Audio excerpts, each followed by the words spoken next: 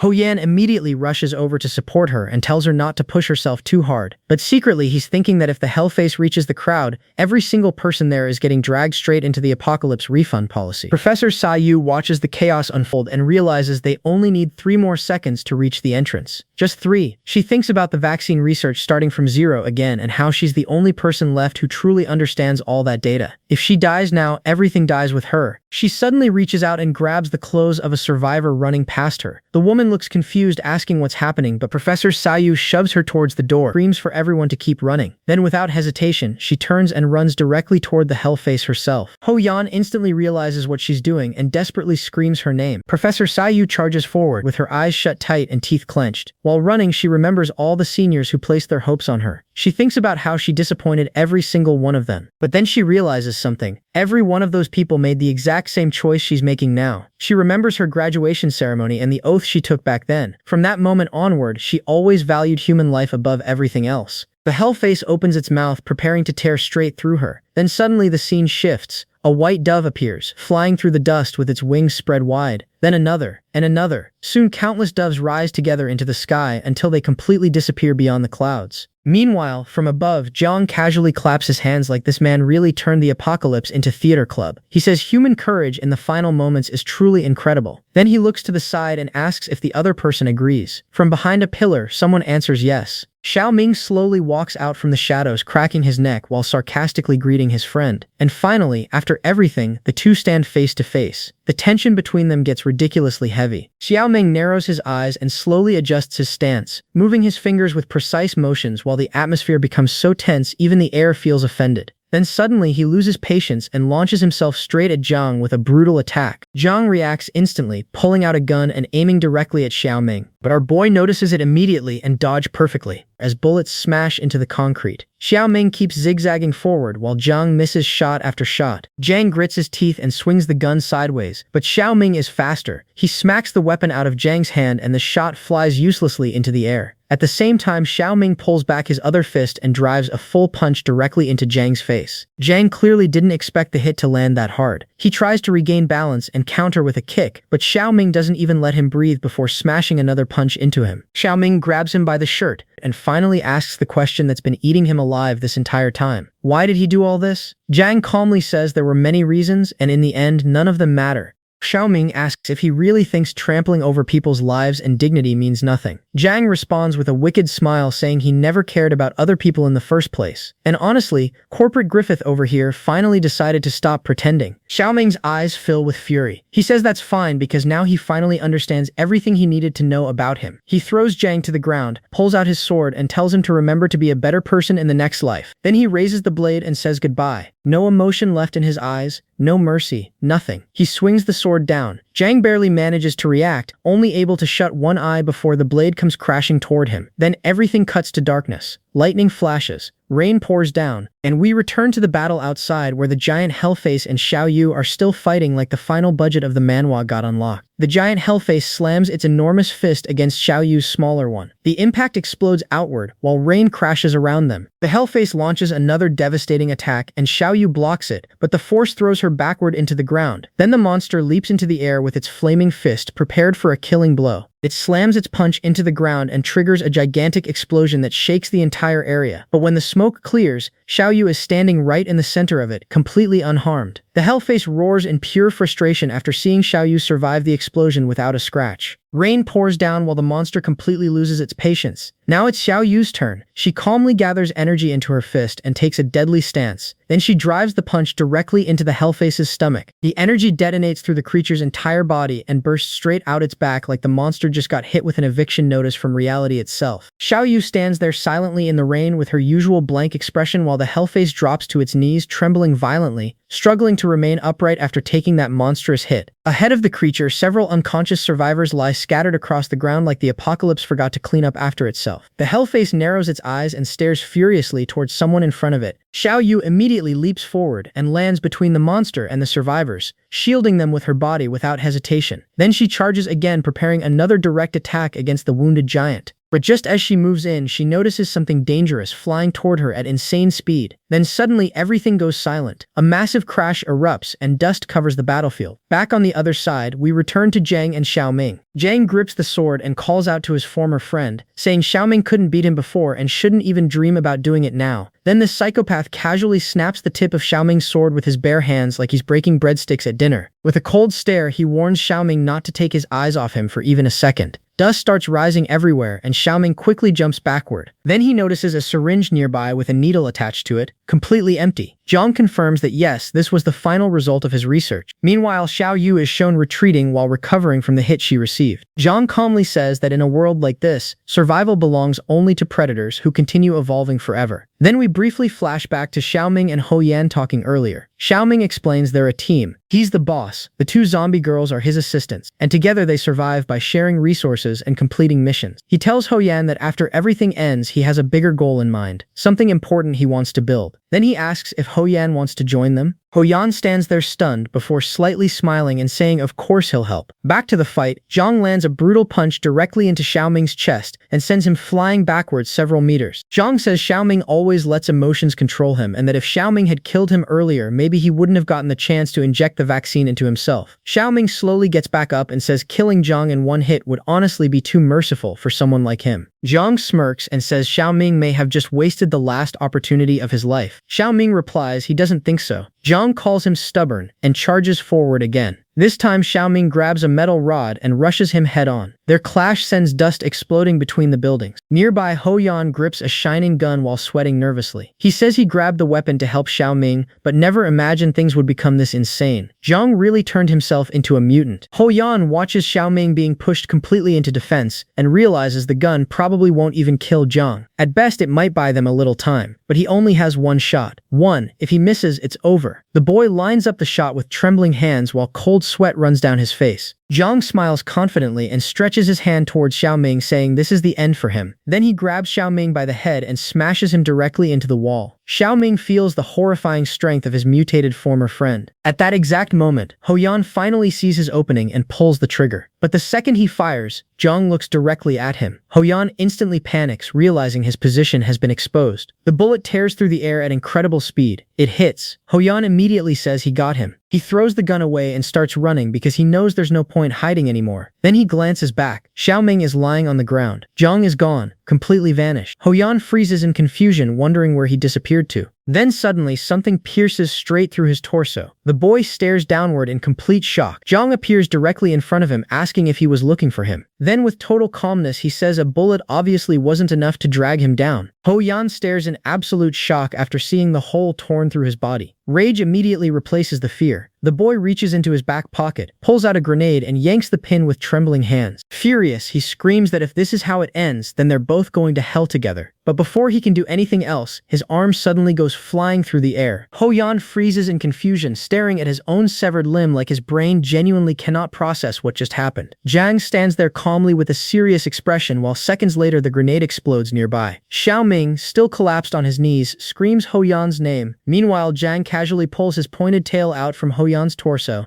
and says ambushing people really isn't a good habit. Then he asks Ho Yan if he agrees. Even coughing blood, Ho Yan still manages to joke weakly that if Zhang means he fought dirty, then yeah, maybe he still needs more experience. Zhang says he'll teach him something useful then. The tip of his tail suddenly opens into a tiny mouth, and this man really evolved into nightmare downloadable content at this point. Zhang says he'll show Ho Yan what it means to fully utilize every part of your body. Then he stabs him again straight through the stomach with the tail. Ho Yan screams in pain while Zhang wonders out loud if zombies created personally by him can be controlled directly. Right then, Yanji and Xiaoyu arrive ready to fight. Zhang slowly turns his head toward them like he's annoyed someone interrupted his experiment. Yanji immediately swings a metal bar downward, aiming straight for him. Zhang catches the attack effortlessly with one hand and says she's far too slow to ever threaten him. Then he counters instantly and smashes Yanji's arm with a brutal crack. Even with her arm nearly twisted apart, Yanji only raises a single eyebrow. That tiny reaction somehow hurts more than screaming would. Zhang throws her directly into Xiaoyu, and both girls crash into the ground, dust exploding everywhere. Meanwhile, Xiaoming crawls desperately toward Ho Yan, calling his name through pure pain. He tells him not to talk because there has to be medicine somewhere that can save him. He immediately starts trying to use the roulette system like a man gambling against death itself. But Ho Yan smiles weakly and tells him to listen first. He confesses that before the apocalypse, Zhang had already set Xiaoming up. Ho Yan says he realized it after Xiaoming got fired, but he was too scared of losing his own job to warn anybody or contact him. He says even after changing during the apocalypse, when he saw Zhang again, he still didn't have the courage to admit the truth. Ho Yan confesses he originally wanted revenge for Xiaoming and planned to disappear afterward because he felt too ashamed to stay by his side. But then Xiaoming talked about building a new company someday, and hearing that made him realize how much he missed following him back then. With fading vision and a weak smile, Ho Yan says he truly wanted to start that new company together. Then his eyes slowly close. A peaceful smile stays on his face. Xiaoming grabs his arm and completely breaks down crying. He just stares blankly at Ho Yan's body, unable to accept what happened. The camera slowly drops toward Ho Yan's motionless hand. Then suddenly the fingers twitch and clench tightly. Xiaoming jumps backward in shock. When he looks up, Ho Yan is standing again, but now he's a zombie. Then a sharp sound behind Xiaoming grabs his attention.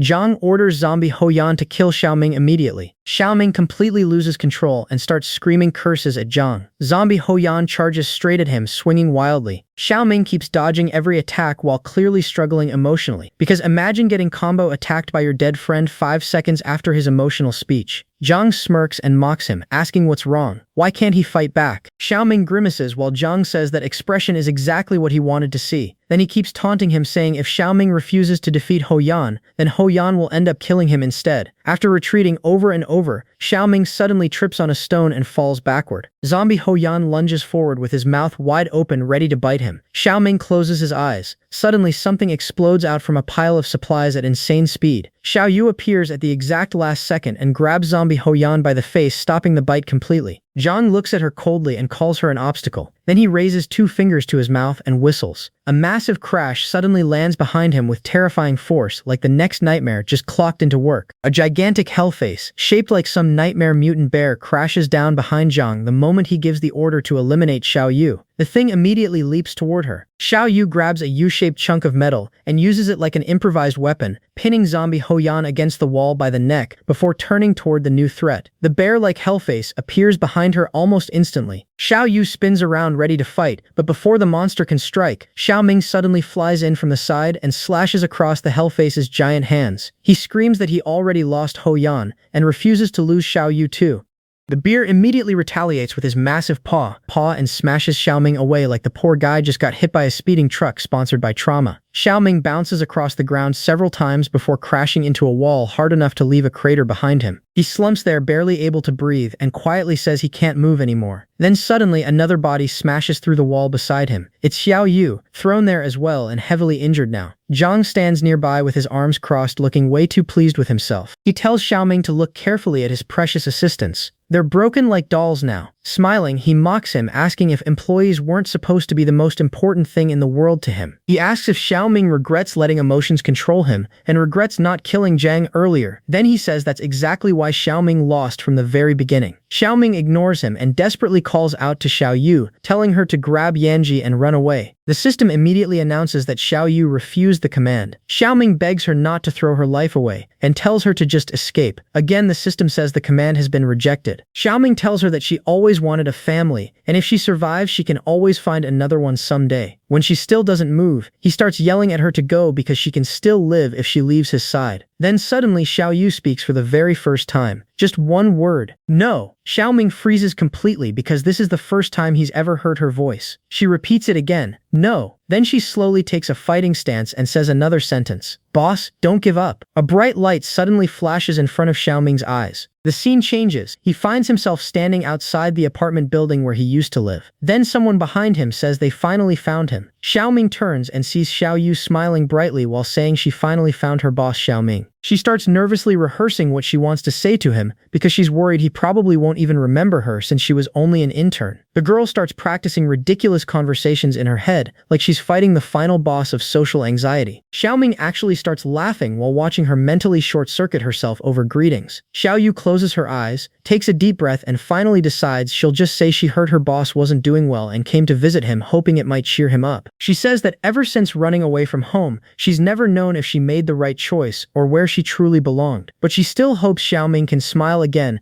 and keep believing in the things he always stood for. Then she suddenly realizes she's saying all her feelings out loud and panics, saying she clearly still needs more practice before talking to a real person. She asks an old man nearby for directions to apartment 33. The old man slowly turns around. He's already a zombie. That was the moment Xiao Yu became the zombie girl. Back in reality, Xiaoming finally understands why she appeared near his house that day. He looks at her and quietly says, "Until the end." Xiao Yu now stands glowing with radiant golden light and smiling warmly. She says that's exactly why he needs to cheer up. Then she reaches out her hand toward him and calls him boss again. The system suddenly announces Xiao Yu has been promoted to elite staff member. Golden light surrounds her body while she smiles at Xiaoming and tells him to cheer up already. Xiaoming smiles back, grabs her hand firmly, and answers yes. Their hands meet midair, sealing the bond between them. Xiao Yu pulls him back onto his feet, while the system announces a new update. Bond function unlocked. Right at that moment, the hellface leaps toward them again, but the system reports that while Xiaoming remains on the battlefield, Xiao Yu's attack and defense increase and she gains a brand new ability. The two instantly dodge the hellface's attack together, while the monster crashes violently into the ground behind them. The hellface glares at them with pure rage boiling in all those ugly mutant eyes, preparing for another attack while Xiao Yu stands there smiling like she just unlocked the premium battle pass of destruction. Dust keeps rising between the broken pillars from the chaos around them. Then from behind Xiaoming, Zhang suddenly jumps in to attack, trying to catch him off guard. But Xiaoming only glances over his shoulder calmly like the guy already read the script ahead of time. Zhang launches a furious strike, but the moment his attack lands, Xiaoming is already gone. Zhang freezes in confusion because literally 1 second ago the man was standing right there. Then he notices Xiaoming already moved across the battlefield, rescued Yanji from the rubble, and is now holding her in his arms. Jiang stares in disbelief, asking what kind of speed that even was, while muttering that Xiaoming has become impossible. Xiaoming himself realizes this new bond mode feels completely different from the old collaboration system. Instead of cold synchronization, he feels warmth. He can clearly sense Xiaoyu's presence. Meanwhile, Xiaoyu keeps fighting the Hellface effortlessly. The giant mutant keeps throwing savage attacks one after another, but she dodges every single hit smoothly. The poor Hellface is swinging like an angry drunk trying to fight a mosquito with boxing gloves. Xiaoyu even grins and tells it directly that it's too slow. Zhang watches all this trembling because a few moments ago Xiaoming was barely able to stand, and now the battlefield flipped completely upside down. Then realization finally hits him. He's scared. He looks at Xiaoming calmly feeding Yanji while she rests against a pillar, and realizes he might actually be afraid of him now. Furious, Zhang screams for the Hellface to eliminate Xiaoming immediately. The Hellface instantly changes direction and charges towards Xiaoming, but Xiaoyu notices the movement at once. Xiaoming gently tells Yanji to stay there and rest because she'll feel better soon while the Hellface barrels toward them from behind. He calmly adds that the rest should be left to him and Xiaoyu. Then Xiaoyu slams her foot into the ground at insane speed and dashes straight between the Hellface and her boss. Xiaoming immediately orders her to activate Violent War God, Heavy Slash, and Immortality together. Xiaoyu confirms instantly. The system announces all three abilities activated simultaneously. A massive golden aura erupts around her body while energy explodes outward from 6 points on her back, forming glowing wing-like shapes from the front. The system explains that Immortality at level 1 grants total immunity to all attacks for 60 seconds with a cooldown of 240 hours. Zhang watches in absolute horror as stones and debris rise around him from the pressure alone. At that moment, the man finally unlocks his hidden skill called Professional Panic. He immediately turns around and starts running, muttering that he can't believe they suddenly became this strong and even worse stronger together. Suddenly, Xiaoming appears beside him mid-run and casually asks if Zhang is afraid now. Zhang turns drenched in sweat just in time for Xiaoming to slash forward. The strike sends Zhang flying backward while his severed arm stays behind. Xiaoming notices Zhang sacrificed the arm to block the hit and coldly says it's fine because that arm already belonged to Hoyan anyway. Zhang desperately uses the chance to flee, saying he needs to retreat and rethink everything. Xiaoming immediately calls out to Xiaoyu. Still glowing in golden light, she appears directly in front of Zhang before he can react. The man barely has time to register her presence before she kicks him square in the face hard enough to launch him across the battlefield. He crashes into the distance and lands twisted on the ground. Zhang slowly tries to stand, body completely wrecked from the beating. Only then does he notice the corpse of the Hellface lying beside him. Grinding his teeth, he keeps muttering Xiaoming's name over and over with pure hatred. Then suddenly he starts repeating no again and again like his brain finally blue-screened. Before he fully realizes it, Xiaoming is already above him in midair with sword in hand declaring it's over. But just before the finishing strike lands, Xiaoming senses something wrong. Completely desperate now, Zhang suddenly starts devouring the corpse of the Hellface beside him while screaming that Xiaoming is the one person he refuses to lose to.